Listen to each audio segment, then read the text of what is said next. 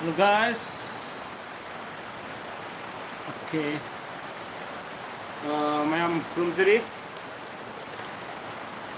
May mukre. May mukre wani na kogi light masa hamana light singa tang tong jaya tari ko.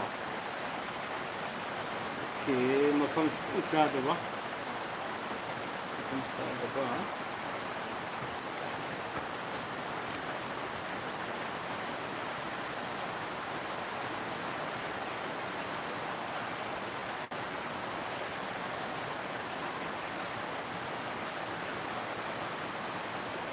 Okay.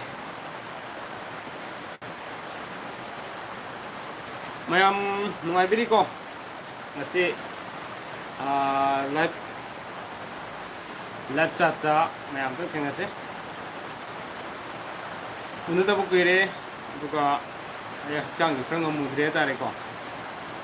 Sing samari sikhan na ba duna nuti ge khasem. Mayam sound se tabi ro da biro. La wari wata khatu sing ngasi de.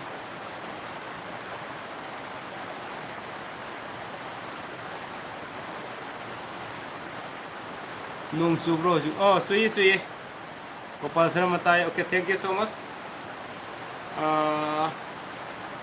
Ma'am, minute ay lain to thuk cheki ko.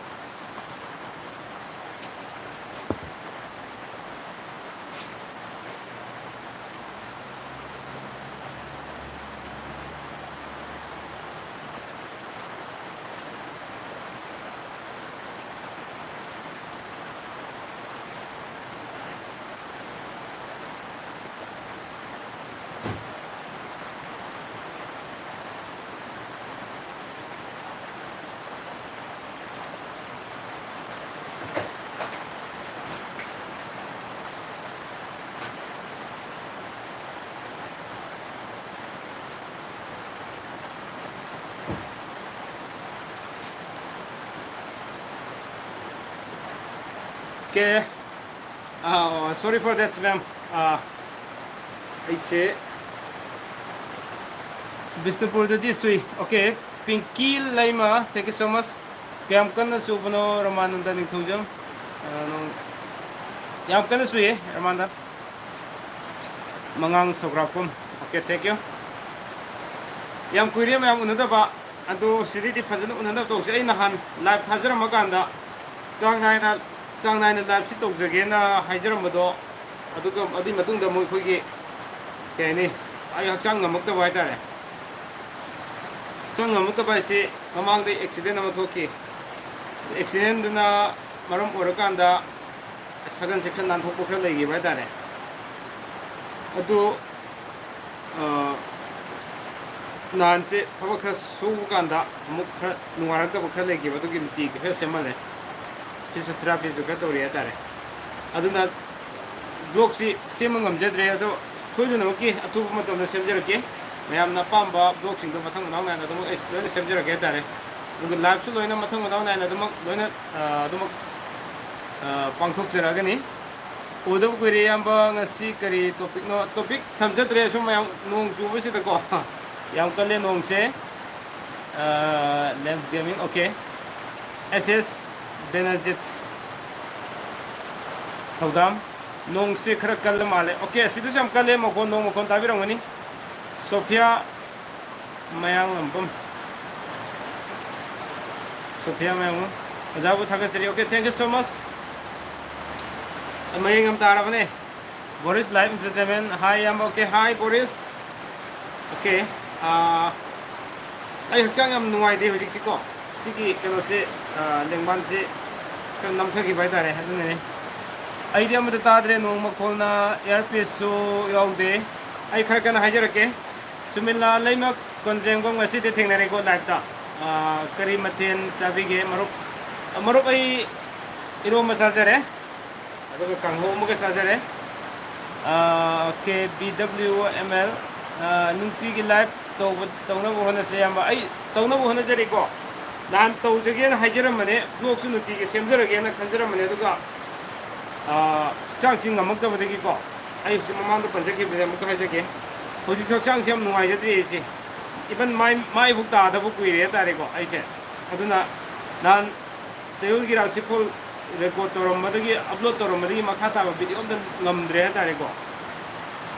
ngasi khakne khara hofistarise ado sum pham lep lep lep tuna leibisi khara phai hatare ado gi soi lep nga to live tawjer ko ne yam mai khitang mamme hoi mai se mai mu khre hojik se to ne ai inverter ki battery masa maga to ne hatare ko ado ai check tawjer ke ma'am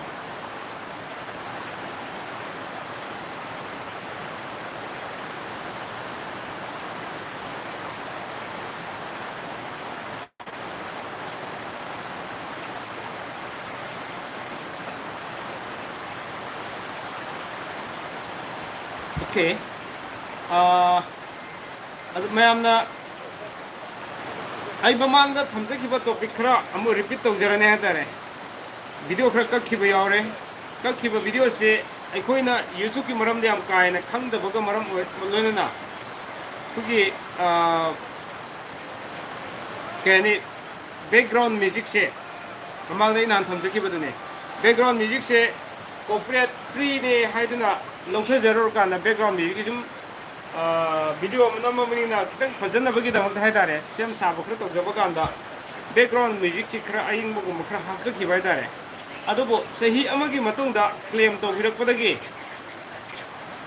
video sing do khra ai private thamjakre adu mayam ubu phangro adubo hariba video sing do hojiki YouTube ki maram do ayam sura ko khra khangjarabanina music hapu oiro kari ogira hariba matang mayam gi maram da mapung phana video se muk repeat mayam na yengning ba mayam na yengbi hokta ba laiba topic king do mohana repeat to jabagi tanja so ilo jara ge hatare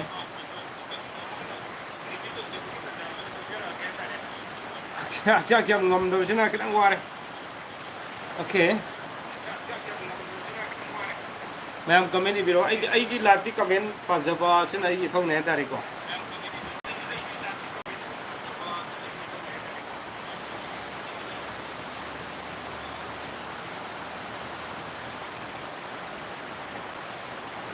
Okay,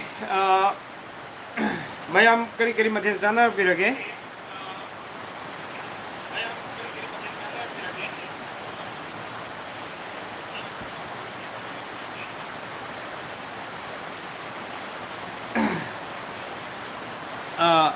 Mai mit tha da yang kui ria chang jingam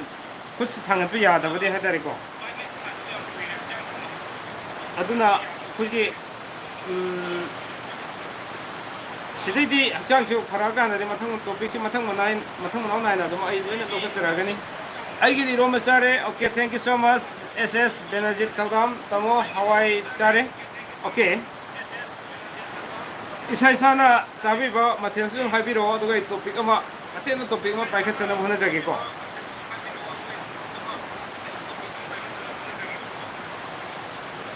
오케이 망강 소그라콤 ngasi di samput tore yamba okay thank you ramana mithoyo id tharoi iromba jare ramana jani khange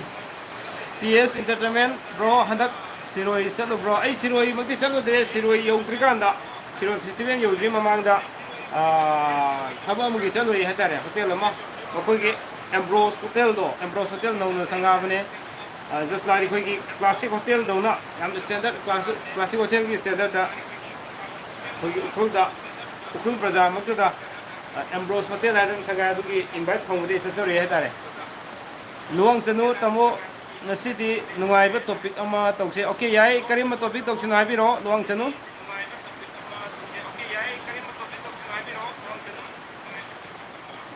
okay nongju gaming habai maramda karam amtang habiro ai gyan dadri NDA ani esi kari hano gyan dadre handaki yausang koiba satpagi video do nungai yengba thank you so much okay live to jagi bido live to jagi bido rongani ko aise sagan sis yengbiyo songsi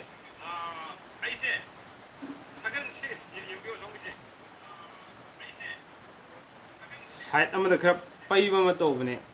pushpa film sa le re tare yengbiyo aduna 사근지 그라 난토키 하이다래 아도나네 오케이 NDA sikariya no gyan tadre tamune yai phare thank you so much Kennedy oh welcome Kennedy lae thank you koi no Kennedy lae luang sanu punsiga mari lenaba topic oina tausi tamo fagadaba ama khalaga punsiga mari lenaba topic that means karamba pinpoint ekta haibiro ne noju gaming September da Kado NDA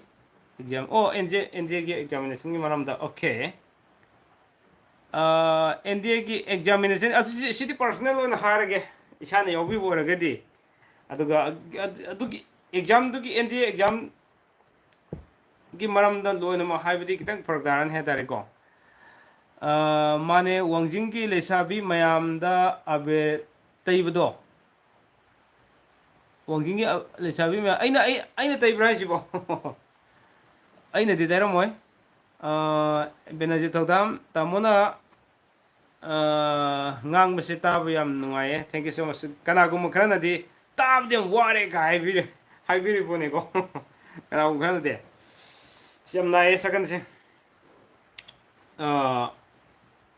national defense oh sume NDA national defense academy isa yaugadabu oradi aina khangma khara share tawge hujimaki aduga mari leinaba thamaganda mayamna khalliba topic siga tang tayonarani hena khanje hetare warobiroi nongju gaming RAI Imphal Queena Thenaro daba yamba ure ngasidi thank you so much RAI welcome back to my channel once again ai saksang ngamda mayam ngak una sen to bune mamangda ngasidagina tha mari no mari nate sahi fadore thani pan mo ki mamangda aise gari accident ama thoki haibi accident matam da soi life ta matam da sum khara haijaki bane adugi accident nun maram orga na sagan se khara nuwa ke da nam thaba na thok khara legi ha dari ko adudagi posi arumba pubudi yada ba haitare adubo sum matung ina kogi Omega 369 hana Fatu Life Company gi kitam saru maro meli saru gi adugi stem cell ga sare aduga sem yawo fa seme aduga kogi fajan nungai hetare ko nungai bi taraga so nanthoki bhai ba sidi hakchang gi pada ma sidagi masagi lejeramba adudagi nanthoki bhai ba sidi kayam nungai hedun kayam nungai ne hetare an thamjani bo wafamdi adudagi aisi kuirak padagi tabak nudi lep tabanina aisi isada arumba thangba yadi haduna haibirakibdu phawda kawgraba haitare adu nahansi hojik lau khoi phawthi hunba matam yorokpa kansida phawthi seina labuk mayaida kawduna thangjillure haitare laibangda pharibso thangi kansida khoigi lauri sida nanthakhraba haitare I khongse aduga kokta puramasina amuk nantha sida lengjumna taakre kokta puringi hona ngaklam sigi ngak mari si so kansida amuk phawdu tarakibdagi yam tina ingona awam oi khiya dare aduna maram oraga numitudagi hona ai hariba numise hanaki sehul gi rasi polsi am nganna thagatsaramaga lobuk da chatpane numitu makta dene sande numitane ai kaudri numitudagi ngasi fawa blok ama phawdu semma ngamdri adu ngasi kaktane kra hogatsari besijo aduga du numit prop khusna pai leramne Pushpa film की type से लेरमने हाइतारे अदो ngasi de khara phare hojik so phammaga leibu tummaga leibu tumbum khangtab chikpa nabu khara tawe khara amuka nathok ke namsin gi bkhara lere hetare ko namthok gi bkhara lere adu nuti gi semi physiotherapy gi type de nuti gi tawre hetare adu numi khara ni si tawgada bane ngasi se ai adu ne ngasai ge si ana bu khang ngamdabu gi mai thong si bu ke nom tawramne hetare ko mayam si jung khang la ka si ngasi nong yam kana suba mai sumut ki bai tare aduga mai mut ki bisina maram oraga mayam ga live toragum tak thengno haidana tamma male ai si to hom khangdri ana bu khang sira haidana mayam ga live si to minare har kana mayam ku naraga ai ana hab si khara kaw do male haduna to hujik si am na re bi ane haidare adu mayam ga wari utai sanaraga na khara ana hab si khara kaw re सिदी हक्चांग नुंगारकपदी आई मयाम की अपाम मयाम की सेवा मपुंग फाना तौबु ngamnabugidam honajene hatare tasengna aidi sigi fium no orakane bu thajarudra me hatare maithong jo pura kenam torobane mayam sini ai huji le huji sikpana bu khara tore sum khangjeri ne hatare ai phamaga leragna helena ai huji live tawjeri si stand khillaga stand lamada camera se hapu kanda lebaga ne no tawjeri se aduna kugi inverter maya da light amada maya da changchillaga tawne ling isi ana khara khangjeri ne hatare ko mayam ai seng ne hekta haidok cherabane mayam okay aduna tamugi voice se tabu yam nungai thank you so much mangang sograkpam okay BWLYLML se mingjam ta phajan ibirade comments yam toin ibirakpa aingonda aina so sum aingonda aibu yam thagat pirakpa su oi yamba aidi thaina di sambru gi matang da yari da sambru thungbugi matang do kaudri nokpada loi ngasi thank you yam nungai ai khangni ningsing le okay then aduga Ramana ning kari tawda accident thok khibano aidi khangogre ma thaba ama chatpada hoji koila tharaiba anobu koila yam kana tharaiba se si tha dringai gi handagi lerama koila do khoto khibam leidane adugi nong chu churakpa timing yamna nanba timing duda adugi maraktu da tusin gi bhai tare gai ju khara speed thorakpa thaba khara thore habagi adu kedore kanda aduna maram orakanda yam fajana chokhe hatare ko adu aina khalleba masi khanpham chu thokpane hatare khanpham thokpane maram di kaina kanana ai wafam ta thamjage ba aina soba matamda sumna khalleba oh ai ngisai gi gari do aus ngisai gi gari do aina thawriba sangdagi khachitang tapna thawjaramba taragadi yamna nungaini sithoi thomo isine khalis thamjaningi ba wafamdi adumna tho haidane tamgrabane hatare adubo aina kana thawriba thabakto thore haidon kana thawri dineba hoi chume kaitang speed hantaramba taragadi adiyongna sooi habase soo ganda khangi hatare section hobuna khwaidai phai gari kana thawbase thawbi gano sine ina thamjini de singona tare da sasimana mayam su tana giba mayam lere ta mayam di tabidan tadana bai dam da so honaminasi thamjage sumna enke rumtun hara rumtun kari insang sarge bro ai ro masajare deva singh yamna nuaite yamba okay hoi adune angonda khara sum hojik lepada khara awa khara sum leje de ai mingne yumnak ne lekai ne punna samjin laga ibane yamba ai bibin wari bam okay bibin nang ore okay ai ju kan ko adi nang han irakpu comment duga sa manana dum aina sum ibirak bai tare adu anu di comment su la gidren khale adu gadi nang di loina nang di address details loina hap leram he tare thank you so much am noi okay aduna anabu khang wai mayam anabu khang wai ko masi anabu khang da nabai damakta thaba khudimukte khoi section se things before sleep haibum dai tum dringe dang khanje thaba ke tok dringe da si orak pu yai haine kitang thamdok se hatare Lokram Sunil Singh okay thank you so much mangang sograpam yambagi extend toba numito dausa naide torine okay mani some baby daddy tamo nong amata sak amata saminasi yeah no problem ado yum dikrai dagi no baby daddy se sak sabai di sa se hari ni keno sak saminara di ahaw bucharani natro ahaw bucharani ahaw bucharamina nungarani hawrani sak di chamina se sin ekoi da su sa se hari ni mayam aduga aina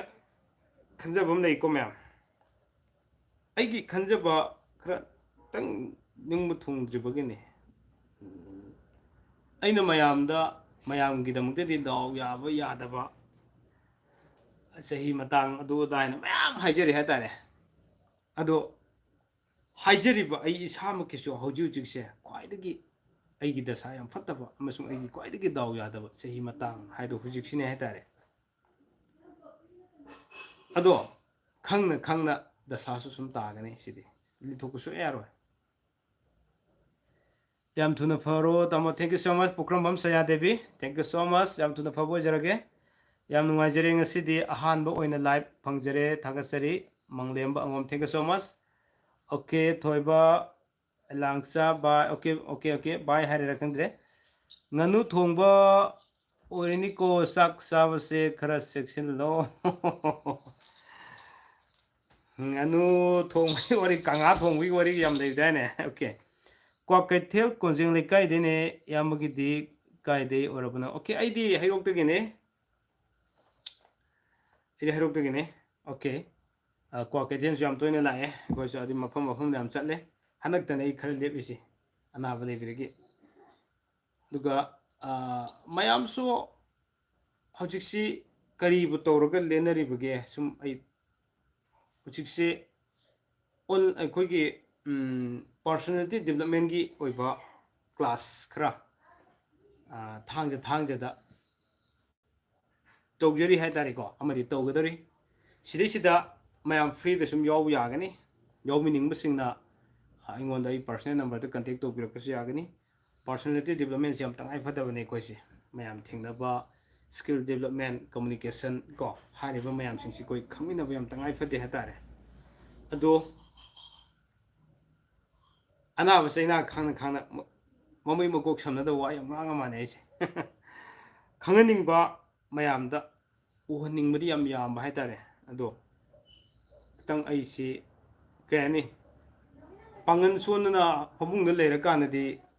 ꯋꯥꯈꯜꯁꯤ ꯃꯑꯣꯟ ꯃꯑꯣꯟ ꯈꯜꯂꯦ ꯑꯗꯣ ꯑꯩꯅ ꯈꯟꯕ ꯋꯥꯈꯜꯁꯤꯡꯁꯤꯗꯤ ꯌꯥꯝ ꯄꯣꯖꯤꯇꯤꯕ ꯉꯥꯛꯇ ꯑꯣꯏꯅ ꯈꯜꯂꯦ ꯍꯥꯏꯇꯥꯔꯦ ꯑꯣꯀꯦ ꯕꯤꯄꯤꯟ ꯋꯥꯔꯦꯄꯝ ꯄꯣꯛꯄꯒꯤ ꯊꯥ ꯆꯥꯅꯕ ꯁꯤꯟꯐꯝꯒꯤ ꯃꯇꯥꯡꯗ ꯚꯤꯗꯤꯑꯣ ꯑꯃ ꯁꯦꯝꯕꯤꯔꯛꯑꯣ ꯕꯤꯄꯤꯟ ꯑꯗꯣ ꯑꯩ ꯁꯦꯝꯈ꯭ꯔꯕꯅꯦ ꯑꯗꯣ ꯑꯩ ꯄ꯭ꯔꯥꯏꯚꯦꯠꯇ ꯂꯩꯈꯤꯕ꯭ꯔꯥ ꯑꯝꯇꯪ ꯆꯦꯛ ꯇꯧꯖꯔꯛꯀꯦ ꯏꯐ ꯂꯩꯔꯝꯕ ꯇꯥꯔꯒꯁꯨ ꯂꯩꯔꯝꯗꯕ ꯇꯥꯔꯒꯁꯨ ꯕꯤꯄꯤꯟꯅ ꯊꯝꯕꯤꯔꯛꯑꯕꯅꯤꯅ ꯍꯥꯏꯕꯤꯔꯛꯑꯕꯅꯤ ꯑꯩ ꯊꯝꯖꯒꯦ ꯑꯗꯨꯒ ꯑꯩ ꯀꯥꯎꯗꯅꯕꯀꯣ ꯃꯌꯥꯝꯗ ꯍꯧꯖꯤꯛꯁꯨ ꯍꯥꯏꯐꯦꯠ ꯔꯤꯃꯥꯏꯟ ꯇꯧꯕꯤꯔꯛꯑꯦꯕ ꯑꯗꯨꯒ ꯑꯩꯒꯤ ꯅꯝꯕꯔꯗ ꯏꯁꯥꯒꯤ ꯊꯝꯕꯤꯅꯤꯡꯕ ꯇꯣꯄꯤꯛꯇꯣ ꯋꯥꯆꯦꯞ ꯑꯝꯇꯪ ꯇꯧꯕꯤꯔꯛꯑꯒꯗꯤ ꯌꯥꯝ ꯅꯨꯡꯉꯥꯏꯖꯅꯤ ꯍꯥꯏꯇꯥꯔꯦ ꯃꯔꯝꯗꯤ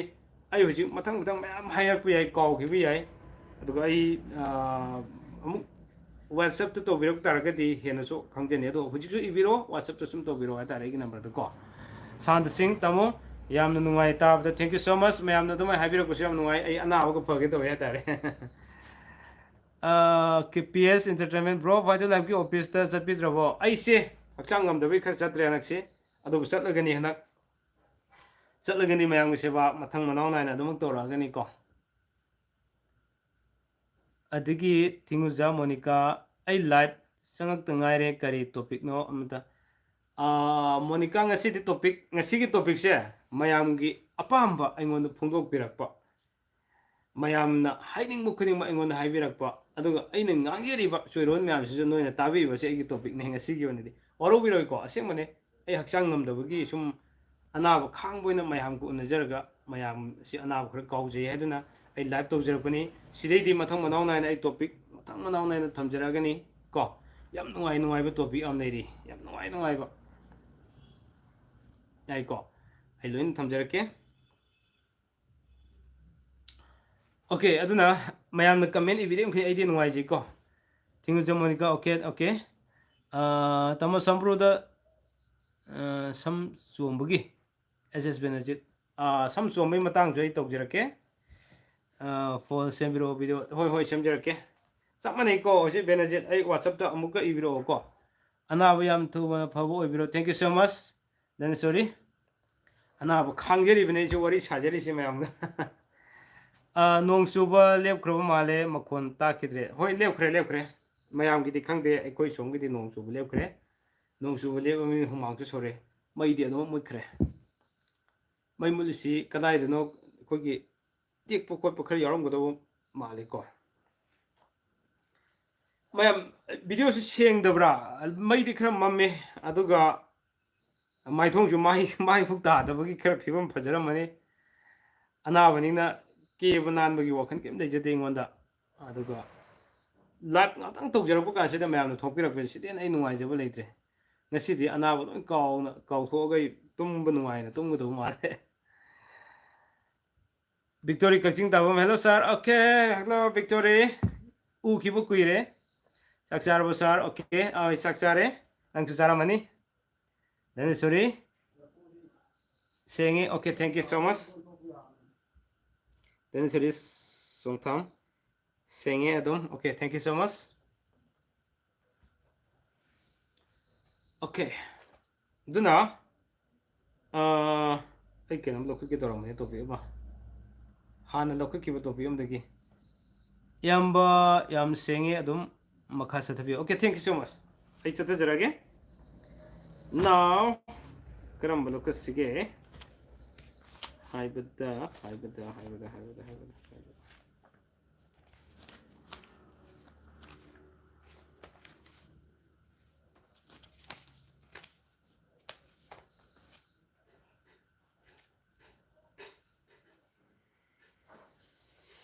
Okay.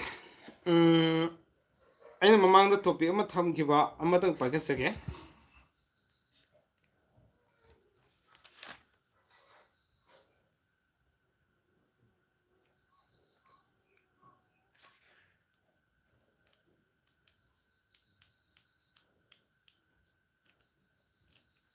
Mangrene he.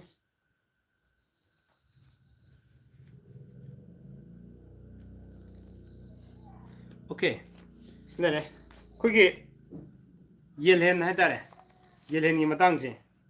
Sai blog to semle gramne masi copyright lai gibra. Ipap tadre. Singju tangjing kurum basatpi. Oh, sorry. Singju way. Singu tangjing kurum basatpi bro. Satpa nangdre yam satning mane do bo nangdre. Okay. Manglemba angom tagasari angom yengsil harise karambano khangjage aingonda yetnaba ama leire migan natteda itom tane angom yengsin habse ganga yengsin habama angom yengsin habam khadopane masi ai heng whatsapp ta photo angan mada photo tharaga uhunjerage natrade haifam khangro yatare yaiko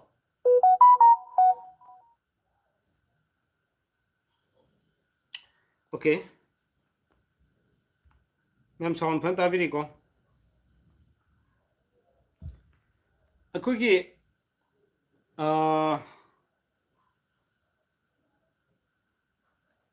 chaba yadaba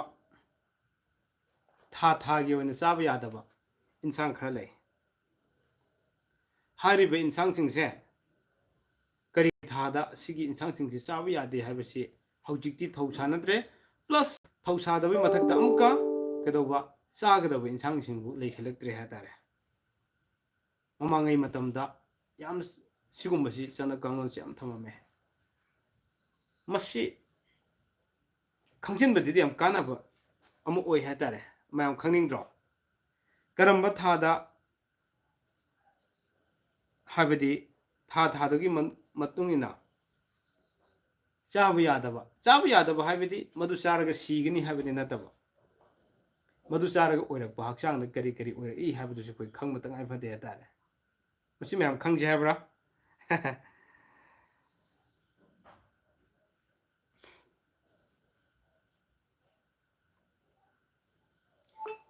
okay thagasari okay thank you Ramanda ning thojam Ramanda si ko yam Ramanda koram dumalang sai mai wai khungang je khan mada ko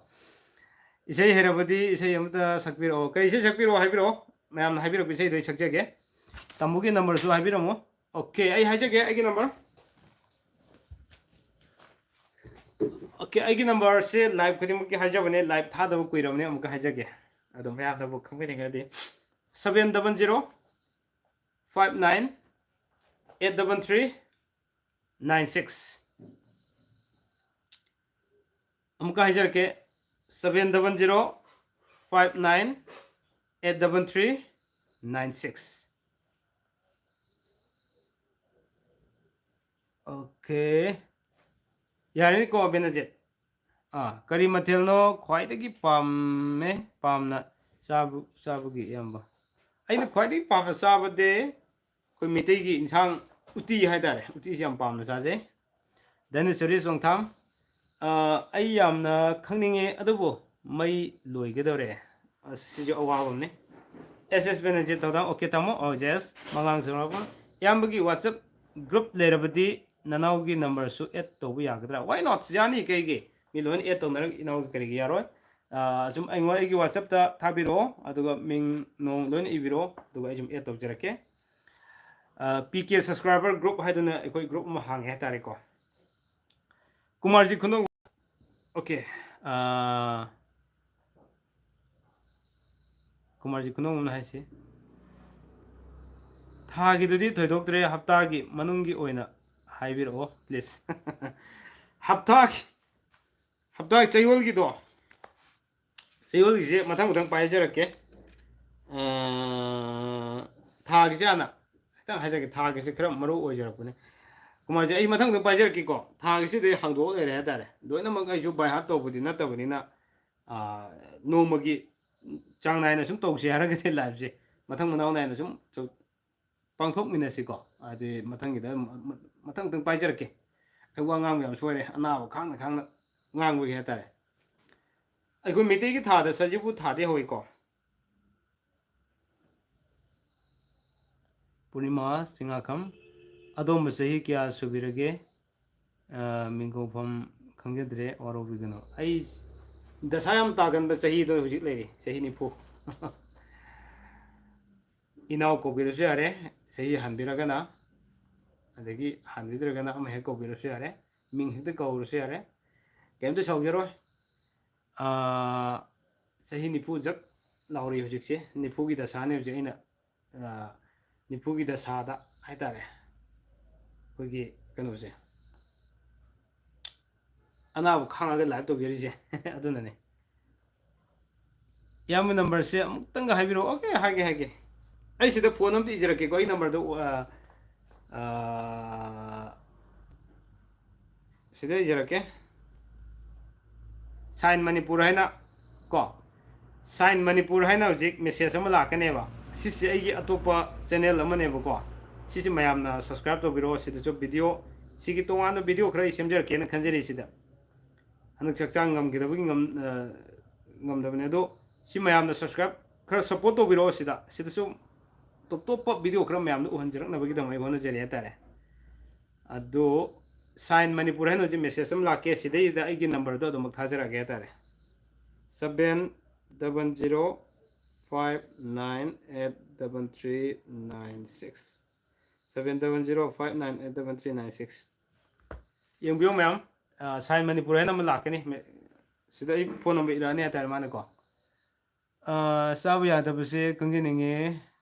korai jamge sagai gi oina di leidabane ba ko ai kenam haijage yek ki oina khaidokpane ba sagai mayam na punsilage yek thamgibane yek tare thamine ko ado yek tu gi manung chanmada kari sabu ya da bage habdu leibane hatare adu gi singdo ai mathang manaw naina dum thamjarake sum ngai minasi ko blog su semjakrabane dum tvo search to tvo phangani hatare ko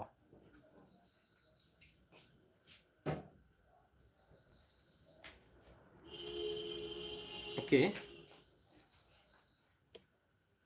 Mrs. Doctrine.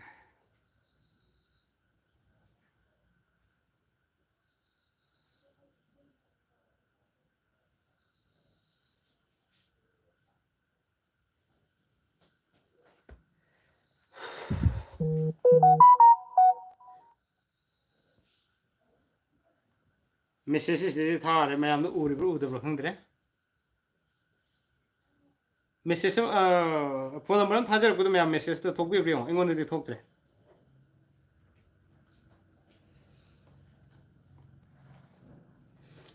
Adunai Pajarke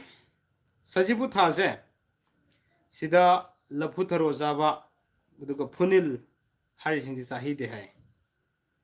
ꯑꯗꯨꯒ ꯂꯩꯅꯥ ꯂꯥꯡꯊ꯭ꯔꯩ ꯃꯇꯣꯜ ꯆꯤꯜꯍꯩꯗꯦ ꯀꯣ ꯁꯤ ꯀꯩꯒꯨꯝꯕ ꯇꯧꯔꯨꯕ ꯇꯥꯔꯒꯗꯤ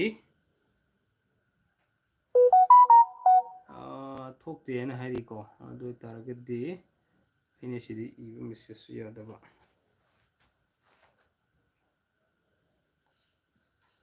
ꯑꯝꯇ ꯌꯦꯡꯖꯒꯦ ꯑꯩ ꯇ꯭ꯔꯥꯏ ꯑꯃ ꯇꯧꯖꯒꯦꯀꯣ ꯁꯤ ꯏꯕ ꯌꯥꯕ꯭ꯔꯥ ꯍꯥꯏꯅ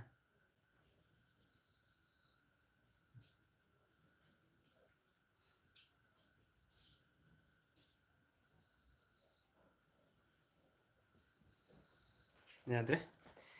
ꯁꯤꯗꯗꯤ ꯏꯗꯤ ꯏꯔꯒ ꯊꯣꯛꯇꯕ ꯍꯥꯏꯇꯥꯔꯦ ꯁꯤꯅ ꯑꯩ ꯒ꯭ꯌꯥꯟ ꯑꯃꯁꯦ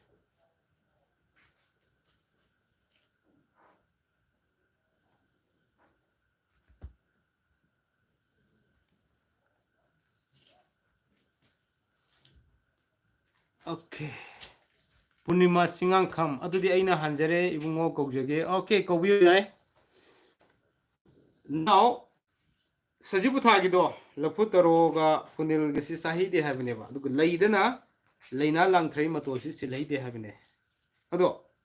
ꯁꯤ ꯀꯔꯤꯒꯨꯝꯕ ꯇꯧꯕ ꯇꯥꯔꯒꯗꯤ ꯁꯤ ꯀꯗꯥꯏꯐꯥꯎ ꯆꯨꯝꯕ ꯂꯥꯟꯕꯗꯤ ꯈꯪꯗꯦ ꯃꯃꯥꯡꯒꯤ ꯑꯍꯜ ꯂꯃꯟꯁꯤꯡꯅ ꯊꯝꯕꯤꯔꯝꯕꯗꯨꯅꯤꯀꯣ ꯀꯔꯤꯒꯨꯝꯕ ꯁꯤ ꯆꯥꯔꯨꯔꯕ ꯆꯤꯜꯂꯨꯔꯕ ꯄꯨꯛꯅꯤꯡꯗ ꯑꯋꯥꯕ ꯅꯪꯒꯅꯤ ꯍꯥꯏ ꯑꯗꯨꯒ ꯄꯥꯡꯒꯜꯁꯨ ꯃꯌꯦꯡ ꯇꯥꯒꯅꯤ ꯍꯥꯏꯕ ꯀꯨꯆꯨ ꯀꯨꯃꯦꯟ ꯃꯥꯡꯒꯅꯤ ꯍꯥꯏ ꯃꯁꯤ ꯁꯖꯤꯕꯨ ꯊꯥꯒꯤꯅꯤꯀꯣ ꯑꯗꯨꯒ ꯀꯥꯂꯦꯟ ꯊꯥꯁꯦ ꯂꯣꯛꯂꯩ ꯄꯨꯂꯩ ꯑꯩꯈꯣꯏ ꯆꯩꯔꯥꯎꯕ ꯃꯇꯝꯗ ꯌꯥꯝ ꯇꯣꯏꯅ ꯆꯥꯅꯕ ꯂꯣꯛꯂꯩ ꯄꯨꯂꯩꯁꯦ ꯃꯁꯤ ꯆꯥꯐꯗꯦ ꯆꯥꯕ ꯐꯠꯇꯦꯕꯀꯣ ꯑꯗꯨꯒ ꯌꯦꯡꯈꯨꯃꯥꯟ ꯍꯥꯏꯕꯗꯣ ꯃꯁꯤꯁꯨ ꯆꯥꯍꯩꯗꯦ ꯆꯤꯜꯍꯩꯗꯦ ꯌꯦꯡꯈꯨꯃꯥꯟ ꯆꯥꯍꯩꯗꯦ ꯑꯗꯨꯒ ꯂꯩꯒꯤ ꯑꯣꯏꯔꯒꯅ ꯀꯨꯝꯕꯤꯔꯩꯁꯦ ꯆꯤꯜꯍꯩꯗꯕ ꯀꯥꯂꯦꯟ ꯊꯥꯗ ꯁꯤ ꯀꯔꯤꯒꯨꯝꯕ ꯇꯧꯔꯨꯕ ꯇꯥꯔꯒꯗꯤ ꯄꯨꯟꯁꯤ ꯃꯌꯦꯡ ꯇꯥꯏ ꯍꯥꯏꯗꯤ ꯄꯨꯟꯁꯤ ꯇꯦꯜꯂꯤ ꯍꯥꯏꯕꯅꯤ ꯑꯗꯨꯒ ꯅꯨꯡꯁꯤꯠ ꯐꯠꯇꯕꯁꯨ ꯄꯣꯛꯀꯅꯤ ꯍꯥꯏ ꯕꯦꯅꯦꯖꯤꯛꯀꯤ ꯀꯃꯦꯟ ꯈꯔ ꯂꯥꯛꯈ꯭ꯔꯦ ꯁꯝꯕ꯭ꯔꯨꯗ ꯁꯝ ꯆꯣꯝꯕꯗ ꯃꯇꯦꯛ ꯈꯔ ꯄꯟꯕꯤꯔꯝꯃꯣ ꯌꯥꯝꯅ ꯈꯪꯖꯅꯤꯡꯉꯤ ꯁꯝꯕ꯭ꯔꯨꯗ ꯁꯝ ꯆꯣꯡꯕꯁꯤꯒꯤ ꯁꯝ ꯆꯣꯡꯕꯒꯤꯁꯦ ꯊꯣꯏꯅ ꯃꯁꯤꯒꯤ ꯐꯕ ꯐꯠꯇꯕ ꯂꯩꯇꯦ ꯇꯧꯕꯇꯕꯨ ꯁꯝꯕ꯭ꯔꯨ ꯊꯨꯡꯉꯤꯕ ꯖꯒꯥꯗꯨꯒꯤ ꯑꯣꯏꯅ ꯃꯗꯨꯒꯤ ꯐꯣꯜꯗꯨꯗ ꯌꯦꯡꯉꯛꯀꯗꯧꯕꯅꯦ ꯍꯥꯏꯇꯥꯔꯦ ꯌꯥꯏꯀꯣ ꯑꯣꯀꯦ ꯊꯤꯉꯨꯖ ꯃꯣꯅꯤꯀꯥ ꯗꯦꯠ 5 ꯇꯥꯏꯝ ꯁꯤꯁꯤ ꯂꯝꯇꯥꯒꯤ ꯅꯤꯄꯥꯟꯕ ꯃꯟꯗꯦ ꯅꯨꯃꯤꯠꯇ ꯅꯨꯄꯤꯒꯤ ꯑꯗꯨ ꯑꯍꯥꯟꯕ ꯂꯥꯛꯄꯁꯤ ꯐꯣꯜ ꯀꯔꯤ ꯂꯩꯒꯦ ꯅꯨꯄꯤꯒꯤ ꯐꯣꯜ ꯔꯤꯇꯨ ꯂꯥꯛꯄꯒꯤꯗꯣ ꯑꯩ ꯕ꯭ꯂꯣꯛꯇ ꯁꯦꯝꯖꯈ꯭ꯔꯕꯅꯦ ꯑꯗꯣ ꯍꯧꯖꯤꯛꯇꯤ ꯈꯨꯝꯖꯔꯣꯏꯒꯦ ꯋꯥꯆꯞꯇ ꯂꯥꯛꯄꯤꯌꯣ ꯍꯥꯏꯕꯗꯤ ꯑꯗꯨꯒꯤ ꯐꯣꯜꯗꯣ ꯑꯃꯨꯛ ꯑꯩ ꯂꯥꯏꯔꯤꯛ ꯑꯃꯗ ꯑꯃꯨꯛ ꯁꯨꯝ ꯌꯦꯡꯉꯁꯨ ꯌꯥꯏ ꯌꯥꯕꯒꯤꯗꯤꯀꯣ ꯑꯗꯨꯒ ꯀꯃꯦꯟꯗꯨꯒꯤ ꯌꯥꯝ ꯁꯥꯡꯕꯗꯨꯅꯅꯦ ꯑꯩꯅ ꯍꯥꯏꯖꯔꯤꯁꯦ ꯂꯝꯇꯥ ꯊꯥꯒꯤ ꯃꯟꯗꯦ ꯅꯨꯃꯤꯠ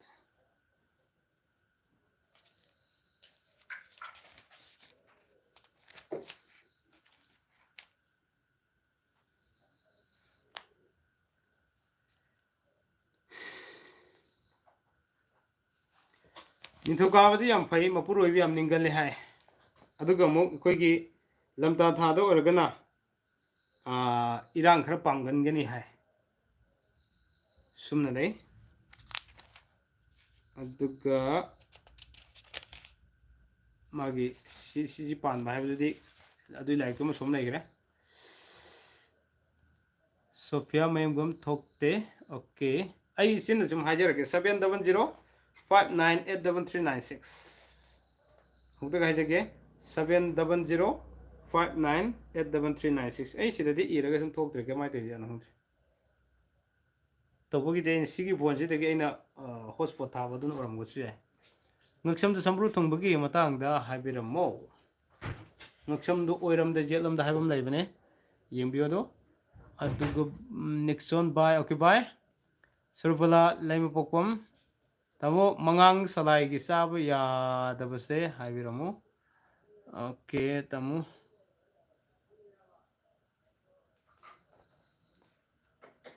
ꯊꯥꯒꯤꯁꯤꯅ ꯑꯩ ꯍꯥꯏꯖꯔꯛꯀꯦꯀꯣ ꯀꯥꯂꯦꯟꯕꯨ ꯂꯣꯏꯔꯦ ꯏꯉꯥ ꯊꯥꯒꯤꯅ ꯀꯣꯝꯄ꯭ꯔꯦꯛꯁꯁꯤ ꯆꯥꯕ ꯐꯠꯇꯦ ꯍꯥꯏ ꯑꯗꯨꯒ ꯂꯩꯁꯤꯅ ꯁꯝꯕ꯭ꯔꯩ ꯁꯤ ꯆꯤꯜꯍꯩꯗꯕ ꯂꯩꯕꯥꯛ ꯂꯩꯁꯨ ꯆꯤꯜꯍꯩꯗꯦ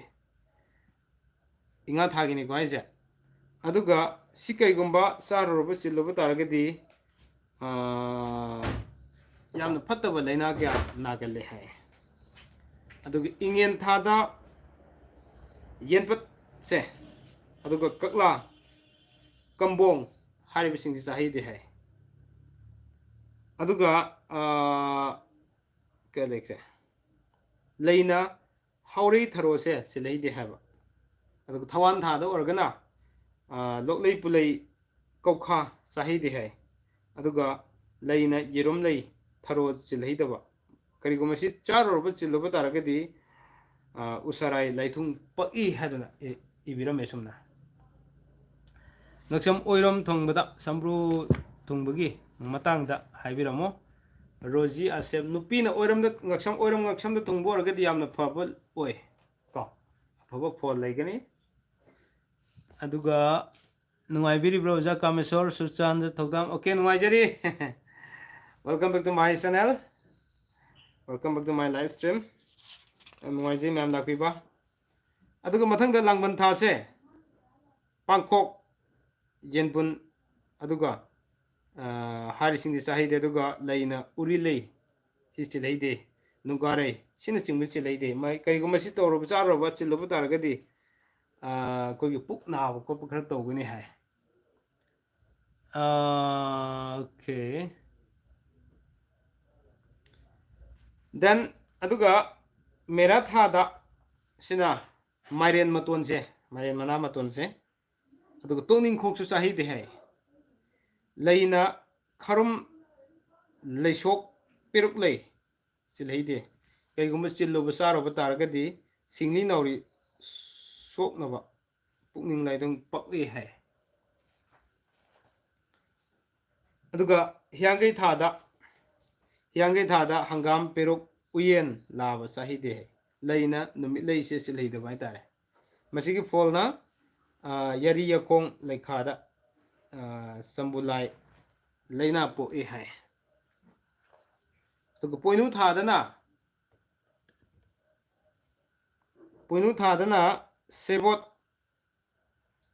ꯁꯦꯕꯣꯠ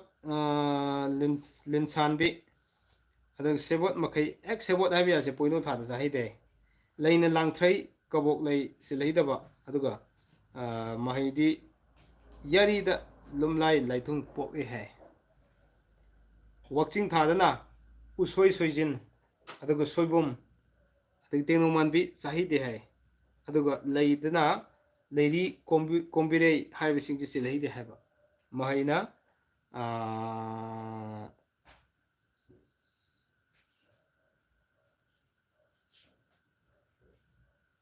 ꯈꯣꯏꯔꯥꯏ ꯀꯣꯛ ꯆꯤꯛꯄ ꯄꯣꯛꯏ ꯍꯥꯏ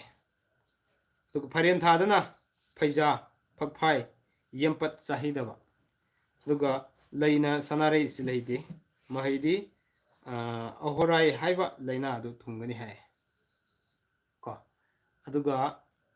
ꯂꯝꯇꯥ ꯊꯥꯗꯅ ꯍꯋꯥꯏ ꯊꯝꯄꯥꯛ ꯑꯗꯨꯒ ꯀꯦꯛꯉꯣꯏ ꯆꯥꯍꯩꯗꯦ ꯂꯩꯅ ꯅꯣꯡꯄꯣꯛ ꯂꯥꯡꯊ꯭ꯔꯩ ꯃꯇꯣꯜ ꯆꯤꯜꯍꯩꯗꯦ ꯃꯍꯩꯗꯤ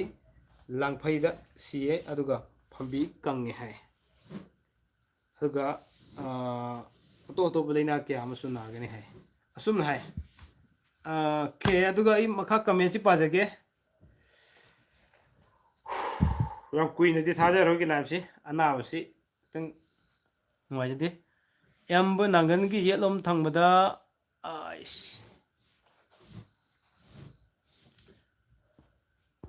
ꯐꯩꯒꯟ ꯌꯦꯠꯂꯣꯝꯗ ꯑꯅꯤꯃꯛꯁꯦ ꯁꯝꯕ꯭ꯔꯨ ꯊꯨꯡꯕꯁꯦ ꯌꯦꯠꯂꯣꯝꯗꯗꯤ ꯈꯤꯇꯪ ꯐꯠꯇꯦ ꯌꯥꯝ ꯅꯥꯡꯒꯟ ꯌꯦꯠꯂꯣꯝꯗ ꯅꯨꯄꯥꯒꯤ ꯅꯥꯡꯒꯜꯂꯣꯝꯗ ꯁꯝꯕ꯭ꯔꯨ ꯊꯨꯡꯕ ꯐꯩ ꯀꯔꯤꯒꯨꯝꯕ ꯑꯃꯇ ꯍꯪꯖꯒꯦ ꯌꯥꯅꯤ ꯍꯥꯏꯕꯤꯌꯨ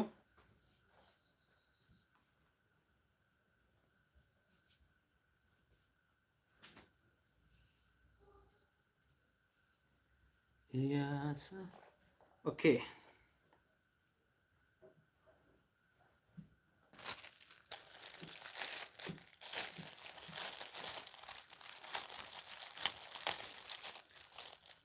ꯃꯌꯥꯝꯅ ꯉꯁꯥꯏ ꯊꯝꯕꯤꯔꯛꯄ ꯑꯩꯈꯣꯏꯒꯤ ꯀꯩꯅꯣꯗꯣ ꯇꯣꯄꯤꯛꯁꯤꯡꯗꯣ ꯋꯥꯆꯞꯇ ꯑꯝꯇꯪ ꯂꯥꯛꯄꯤꯌꯣꯀꯣ ꯍꯣꯔꯦꯟ ꯌꯣꯡꯆꯥꯛ ꯆꯥꯍꯩꯗꯕ ꯊꯥꯁꯨ ꯌꯥꯎꯕ꯭ꯔꯥ ꯑꯩꯗꯤ ꯊꯥ ꯈꯨꯗꯤꯡꯒꯤ ꯌꯣꯡꯆꯥꯛ ꯆꯥꯕꯅꯤꯅ ꯆꯍꯤꯗ ꯊꯥ ꯂꯩꯔꯕꯗꯤ ꯈꯪꯖꯍꯧꯒꯦ ꯌꯣꯡꯆꯥꯛꯀꯤꯗꯤ ꯌꯥꯎꯗꯦꯍꯦ ꯌꯣꯡꯆꯥꯛꯀꯤꯗꯤ ꯆꯥꯅꯤꯡꯕꯩ ꯆꯥꯕ ꯌꯥꯏ ꯌꯣꯡꯆꯥꯛꯇꯤ ꯉꯥ ꯀꯧꯇꯥꯒꯨꯝꯕꯅꯦ ꯊꯥ ꯈꯨꯗꯤꯡ ꯌꯥꯏ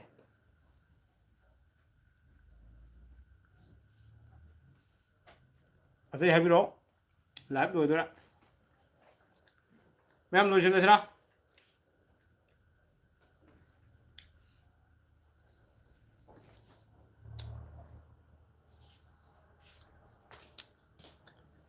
ꯋꯥꯆꯞ ꯅꯝꯕꯔ ꯑꯝꯇꯒ ꯄꯥꯝꯃꯦ ꯑꯃꯨꯛꯇꯒ ꯍꯥꯏꯖꯔꯛꯀꯦ 700 59 83396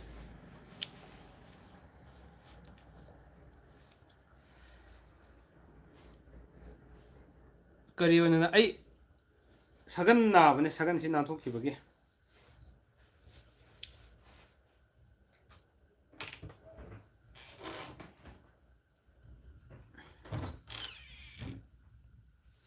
ꯑꯣꯀꯦ ꯉꯥꯛ ꯇꯧꯈꯣ ꯍꯥꯏꯕꯤꯔꯛꯑꯦ ꯋꯥꯃꯟꯕꯒꯤ ꯍꯥꯏꯔꯅꯤ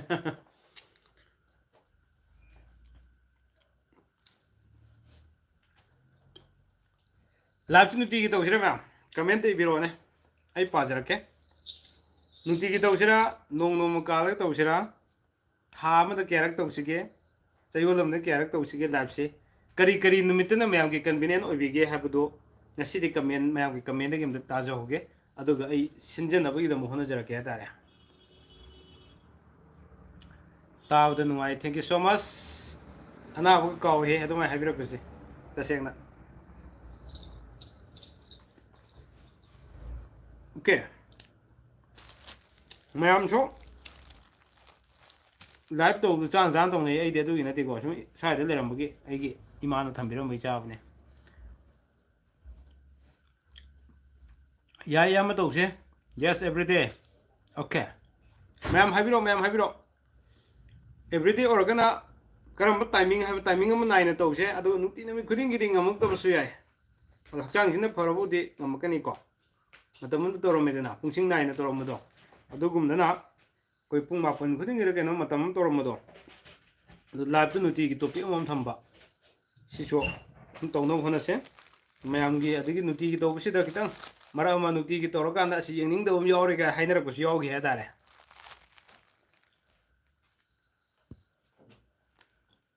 ꯍꯪꯖꯅꯤꯡꯕ ꯑꯃꯅ ꯅꯨꯄꯤꯒꯤ ꯈꯣꯡ ꯑꯣꯏꯒꯤ ꯈꯧꯕꯣꯝꯗ ꯁꯝꯕꯨ ꯊꯨꯡꯕꯁꯤꯒꯤ ꯍꯥꯏꯕꯤꯔꯛꯑꯣ ꯅꯨꯄꯤꯒꯤꯗꯤ ꯑꯣꯏꯗꯕ ꯊꯨꯡꯉꯗꯤ ꯂꯣꯏ ꯐꯔꯕꯅꯦ ꯅꯨꯄꯥꯒꯤꯅ ꯌꯦꯠꯇꯕ ꯊꯨꯡꯉꯗꯤ ꯂꯣꯏ ꯐꯔꯕꯅꯦ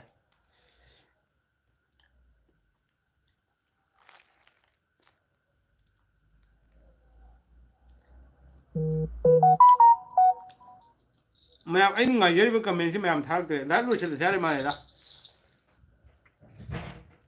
ꯂꯥꯏꯚꯁꯦ ꯀꯔꯝꯕ ꯄꯨꯡꯐꯝꯗ ꯀꯔꯝꯕ ꯃꯇꯝꯗ ꯇꯧꯁꯤꯒꯦ ꯍꯥꯏꯕꯁꯦ ꯃꯌꯥꯝꯅ ꯀꯟꯚꯤꯅꯦꯟ ꯑꯣꯏꯒꯗꯧꯕ ꯃꯇꯝꯗꯨ ꯌꯦꯡꯃꯤꯟꯅꯍꯧꯁꯦ ꯈꯟꯅꯃꯤꯟꯅꯍꯧꯁꯦ ꯍꯥꯏꯕꯁꯤ ꯄꯥꯝꯖꯩ ꯍꯥꯏꯇꯥꯔꯦ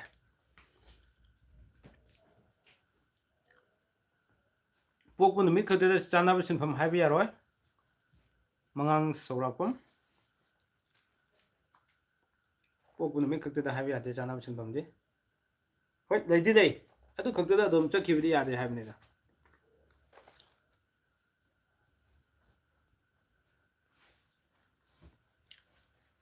ꯃꯌꯥꯝꯁꯦ ꯑꯃꯠꯇ ꯏꯕꯤꯔꯛꯇ꯭ꯔꯦ ꯂꯥꯏꯠꯁꯨ ꯅꯝꯕꯤꯗꯦꯗꯣ ꯑꯩꯅ ꯉꯥꯡꯕꯗ ꯇꯥꯕꯤꯔꯤꯗꯣ ꯉꯥꯡꯕ ꯇꯥꯕꯤꯔꯤꯁꯤꯗꯤ ꯌꯥꯝ ꯍꯔꯥꯎꯖꯩ ꯂꯥꯏꯠꯁꯨ ꯅꯝꯕꯤꯗꯕ ꯀꯃꯦꯟꯁꯨ ꯏꯕꯤꯔꯛꯇꯕ ꯑꯩꯅ ꯍꯪꯖꯕꯁꯨ ꯀꯅꯥꯝꯇ ꯍꯥꯏꯕꯤꯔꯛꯇꯕ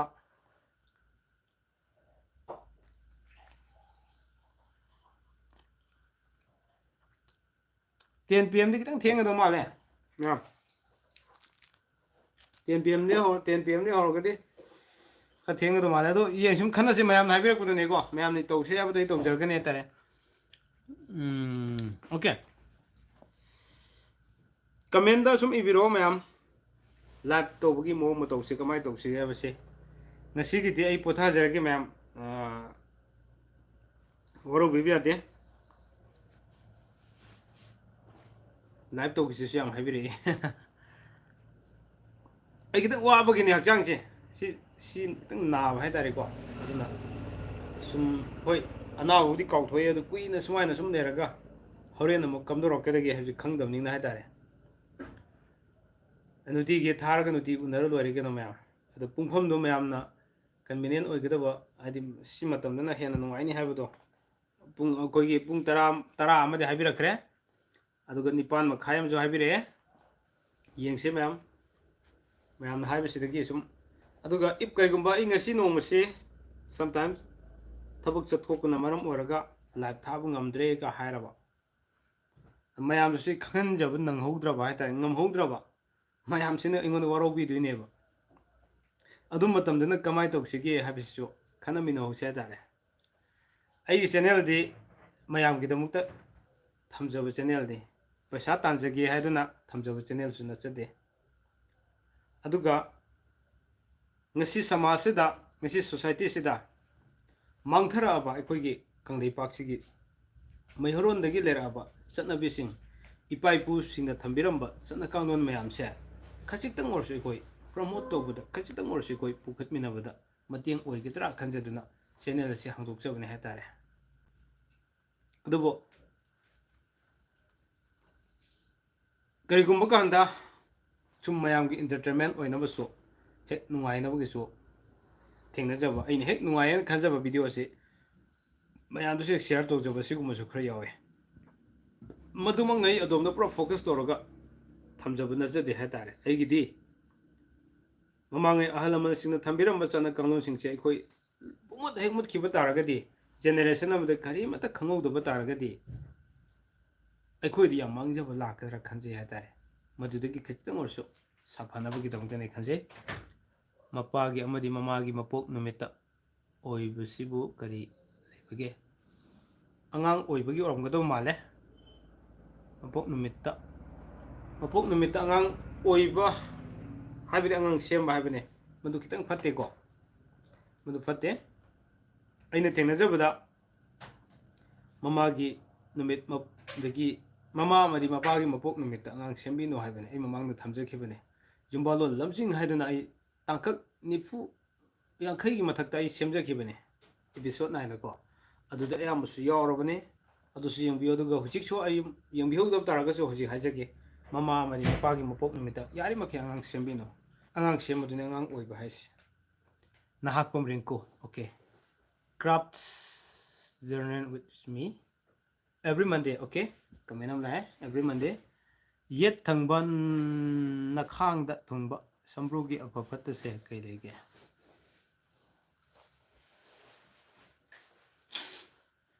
ꯅꯈꯥꯡꯁꯦ ꯃꯤꯠꯈꯥ ꯆꯤꯡꯉꯦ ꯈꯤꯇꯪ ꯐꯕ ꯑꯣꯏꯗꯦꯀꯣ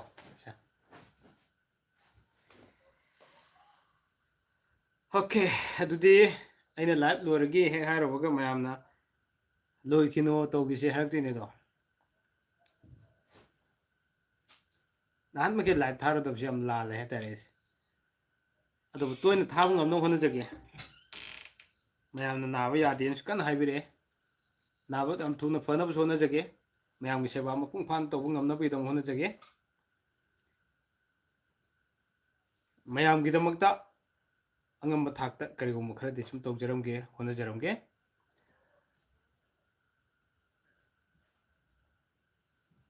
ꯂꯣꯟ ꯍꯥꯏꯕꯁꯦ ꯃꯨꯠꯈ꯭ꯔꯕꯗꯤ ꯐꯨꯔꯨꯞ ꯑꯗꯣ ꯃꯨꯠꯂꯕꯅꯤ ꯖꯁ ꯊꯦꯡꯛ ꯌꯨ ꯅꯍꯥꯛꯄꯝ ꯔꯤꯡꯀꯨ ꯌꯥꯝ ꯆꯨꯝꯕ ꯋꯥꯐꯝꯅꯤ ꯂꯣꯟ ꯈꯛ ꯅꯠꯇꯦ ꯍꯦꯛ ꯂꯩꯔꯤꯕ ꯆꯠꯅ ꯄꯊꯥꯞ ꯂꯣꯟꯁꯤꯁꯨ ꯌꯥꯝ ꯃꯔꯨ ꯑꯣꯏꯕꯅꯤ ꯆꯠꯅ ꯀꯥꯡꯂꯣꯟ ꯂꯩꯔꯝꯃꯤꯕ ꯈꯨꯗꯤꯡꯃꯛꯁꯤꯡꯁꯦ ꯃꯃꯥꯡꯉꯩ ꯃꯇꯝꯗ ꯂꯩꯔꯝꯕꯁꯦ ꯑꯩꯈꯣꯏꯒꯤ ꯂꯥꯏꯔꯤꯛ ꯇꯝꯕꯗꯁꯨ ꯌꯥꯎꯔꯤꯗꯨꯅꯤ ꯅꯦꯁꯅꯦꯂꯤꯖꯝꯒꯤ ꯏꯍꯧ ꯂꯥꯛꯄ ꯃꯇꯝꯗ ꯖꯥꯇꯤ ꯑꯃ ꯁꯦꯝꯃꯛꯄꯁꯦ ꯃꯃꯥꯡꯉꯩꯗꯒꯤ ꯆꯠꯅꯔꯝꯕ ꯂꯣꯟ ꯙꯔꯃ ꯀꯌꯥꯗꯨꯅ ꯍꯧꯖꯤꯛꯄꯨ ꯃꯁꯛ ꯑꯃ ꯇꯥꯛꯄꯒꯤ ꯆꯠꯅꯕꯤ ꯑꯃ ꯊꯝꯕ ꯍꯥꯏꯇꯥꯔꯦ ꯑꯗꯨ ꯃꯌꯥꯝꯗꯣ ꯂꯣꯏꯅꯃꯛ ꯃꯥꯡꯈꯤꯕ ꯇꯥꯔꯒꯗꯤ ꯈꯪꯍꯧꯗꯕ ꯇꯥꯔꯒꯗꯤ ꯑꯩꯈꯣꯏ ꯀꯃꯥꯏꯅ ꯇꯧꯅꯤ ꯃꯁꯦ ꯃꯃꯥꯡꯉꯩ ꯃꯇꯝꯗ ꯂꯩꯔꯝꯕꯗꯨꯅ ꯍꯧꯖꯤꯛꯁꯨ ꯂꯩꯔꯤꯕꯅꯤ ꯑꯍꯟ ꯃꯊꯤꯅ ꯆꯐꯨ ꯃꯦꯜꯂꯤꯒ ꯍꯥꯏꯅꯔꯤꯗꯨꯅꯤ ꯃꯃꯥꯡꯉꯩ ꯂꯩꯔꯝꯕꯒꯤ ꯍꯧꯖꯤꯛ ꯂꯩꯔꯤꯕꯅꯤ ꯃꯃꯥꯡꯉꯩꯒꯤ ꯑꯍꯜ ꯂꯃꯟꯁꯤꯡ ꯂꯩꯔꯝꯕꯅ ꯍꯧꯖꯤꯛ ꯑꯩꯈꯣꯏꯁꯨ ꯂꯩꯔꯤꯕꯅꯤ ꯑꯩꯈꯣꯏ ꯂꯩꯕꯅ ꯇꯨꯡꯒꯤ ꯖꯦꯅꯦꯔꯦꯁꯟꯁꯨ ꯂꯩꯔꯛꯀꯗꯧꯔꯤꯕꯅꯤ ꯑꯗꯣ ꯃꯃꯥꯡꯉꯩꯗ ꯊꯝꯕꯤꯔꯝꯕꯁꯤꯡꯗꯨ ꯑꯩꯈꯣꯏꯅ ꯈꯪꯍꯧꯔꯕ ꯑꯩꯈꯣꯏꯅ ꯀꯔꯤꯒꯨꯝꯕ ꯈꯔ ꯊꯕꯛ ꯑꯣꯏꯅ ꯄꯥꯡꯊꯣꯛꯆꯔꯝꯃꯕ ꯑꯩꯈꯣꯏꯅꯕꯨ ꯈꯪꯍꯧꯔꯕ ꯇꯨꯡꯒꯤ ꯖꯦꯅꯦꯔꯦꯁꯟꯗꯁꯨ ꯑꯃꯨꯛ ꯑꯩꯈꯣꯏꯅ ꯇꯥꯛꯄꯤꯍꯧꯗꯣꯏꯅꯦ ꯇꯝꯕꯤꯍꯧꯗꯣꯏꯅꯦ ꯃꯁꯤ ꯆꯨꯝꯃꯤꯀꯣ ꯃꯌꯥꯝ ꯃꯗꯨꯅ ꯑꯩꯈꯣꯏ ꯀꯩꯒꯨꯝꯕ ꯈꯔꯗꯤ ꯇꯧꯃꯤꯟꯅꯧꯁꯦ ꯑꯩꯈꯣꯏ ꯑꯃꯇꯪ ꯃꯌꯥꯝ ꯄꯨꯟꯁꯤꯟꯅꯕꯒꯤ ꯂꯝꯕꯤ ꯑꯃꯁꯨ ꯌꯥꯠꯃꯤꯟꯅꯁꯤ ꯑꯩꯅ ꯂꯣꯏꯅꯃꯛ ꯈꯪꯕ ꯅꯠꯇꯦ ꯑꯩꯅ ꯍꯥꯏꯖꯔꯛꯄꯗ ꯁꯣꯏꯈꯤꯕ ꯂꯥꯟꯈꯤꯕ ꯍꯥꯏꯒꯗꯕꯅ ꯍꯥꯏꯍꯧꯗꯕ ꯍꯥꯏꯇꯥꯔꯦ ꯑꯗꯨꯒ ꯍꯥꯏꯔꯣꯏꯗꯕꯅ ꯍꯥꯏꯈꯤꯕ ꯀꯌꯥ ꯌꯥꯎꯕ ꯇꯥꯔꯒꯁꯨ ꯂꯥꯏꯐꯁꯤꯗ ꯌꯦꯡꯕꯤꯔꯤꯕ ꯑꯃꯗꯤ ꯑꯩꯒꯤ ꯍꯦꯛ ꯕ꯭ꯂꯣꯛ ꯁꯦꯝꯕꯤꯔꯛꯄ ꯃꯇꯝ ꯑꯩꯅ ꯕ꯭ꯂꯣꯛ ꯁꯦꯝꯖꯔꯒ ꯊꯥꯒꯠꯆꯔꯛꯄ ꯃꯇꯝꯗ ꯌꯦꯡꯕꯤꯔꯤꯕ ꯃꯌꯥꯝꯅ ꯑꯁ ꯅꯪꯒꯤꯗꯨꯗꯤ ꯑꯗꯨꯅꯤ ꯑꯗꯥꯅꯤ ꯍꯥꯏꯅ ꯍꯦꯛꯇ ꯑꯩꯉꯣꯟꯗ ꯅꯦꯒꯦꯇꯤꯞ ꯑꯃ ꯍꯥꯟꯅ ꯃꯥꯡ ꯊꯝꯃꯒ ꯍꯥꯏꯕꯤꯔꯛꯄꯗꯨ ꯅꯠꯆꯗꯕ ꯍꯥꯏꯇꯥꯔꯦ ꯅꯪꯒꯤꯗꯣ ꯁꯤ ꯍꯥꯏꯔꯒꯗꯤ ꯁꯤꯅ ꯍꯦꯟꯅ ꯐꯖꯅꯤ ꯍꯥꯏꯕꯤꯔꯛꯄ ꯁꯤ ꯅꯪꯒꯤ ꯉꯁꯥꯏꯒꯤ ꯋꯥꯗꯣ ꯁꯤ ꯍꯥꯏꯔꯒꯗꯤ ꯑꯃꯨꯛ ꯍꯦꯟꯅ ꯐꯖꯅꯤꯅꯦ ꯑꯗꯨꯒ ꯃꯃꯥꯡꯉꯩ ꯃꯇꯝꯗꯗꯤ ꯁꯤ ꯍꯥꯏꯔꯝꯕꯅꯦ ꯑꯗꯨ ꯅꯪꯒꯤꯗꯣ ꯁꯤ ꯑꯣꯏꯒꯗꯕꯅꯦ ꯑꯝꯇꯪ ꯃꯌꯥꯝꯅ ꯆꯨꯝꯊꯣꯛꯄꯤꯀꯣ ꯑꯝꯇꯪ ꯆꯨꯝꯊꯣꯛꯃꯤꯟꯅꯈꯤꯁꯦ ꯀꯥ ꯍꯥꯏꯕꯤꯔꯛꯄ ꯌꯥꯎꯗꯕ ꯅꯠꯇꯦ ꯑꯗꯨꯝ ꯌꯥꯎꯋꯦ ꯑꯗꯣ ꯑꯗꯨꯒꯨꯝꯕ ꯂꯥꯛꯑꯀꯥꯟꯗ ꯊꯃꯣꯏꯗꯁꯨ ꯈꯤꯇꯪ ꯄꯦꯟꯖꯩ ꯍꯥꯏꯇꯥꯔꯦ ꯋꯥꯔꯦꯛꯄꯝ ꯀꯦꯅꯦꯗꯤ ꯇꯥꯃꯣ ꯈꯪꯖꯅꯤꯡꯕ ꯑꯃ ꯖꯨꯂꯥꯏ 13 ꯃꯦꯁ ꯂꯥꯛꯑꯦ ꯅꯪ ꯉꯁꯥꯏ ꯋꯥꯆꯞꯁꯨ ꯑꯩ ꯊꯦꯡꯅꯔꯦ ꯀꯦꯅꯦꯗꯤ ꯑꯩ ꯉꯁꯤ ꯈꯤꯇꯪ ꯊꯦꯡꯅ ꯍꯜꯂꯛꯄꯅꯦꯕꯀꯣ ꯍꯜꯂꯛꯄꯒ ꯑꯩ ꯆꯥꯛ ꯆꯥꯊꯣꯛꯑꯒ ꯂꯥꯏꯚ ꯉꯥꯛ ꯊꯦꯡꯅ ꯍꯜꯂꯛꯄ ꯍꯥꯏꯗꯤ ꯁꯤꯒꯤ ꯁꯦꯝꯕ ꯆꯠꯂꯨꯕꯅꯦꯀꯣ ꯑꯗꯨꯒ ꯋꯥꯆꯞꯇ ꯁꯨꯝ ꯑꯩ ꯔꯤꯄ꯭ꯂꯥꯏ ꯇꯧꯖꯔꯒꯦ ꯍꯌꯦꯡꯁꯦ ꯀꯣ ꯍꯌꯦꯡ ꯐꯖꯅ ꯑꯩ ꯐꯖꯅ ꯀꯨꯞꯅ ꯌꯦꯡꯕꯤꯔꯒꯦ ꯄꯤꯁꯨꯝꯗ ꯁꯝꯕ꯭ꯔꯨ ꯊꯨꯡꯕꯁꯦ ꯌꯦꯠ ꯊꯪꯕ ꯄꯤꯁꯨꯝꯗ ꯅꯨꯄꯤꯒꯤ ꯌꯦꯠꯀꯤꯗꯤ ꯈꯤꯇꯪ ꯃꯥꯒꯤ ꯐꯣꯜꯗꯣ ꯐꯠꯇꯕꯅꯤꯀꯣ ꯑꯣꯖꯥ ꯅꯥꯔꯗꯤ ꯄꯣꯊꯥꯕꯤꯔꯣ ꯑꯣꯀꯦ ꯑꯁꯤꯕꯨ ꯕꯤꯖꯨ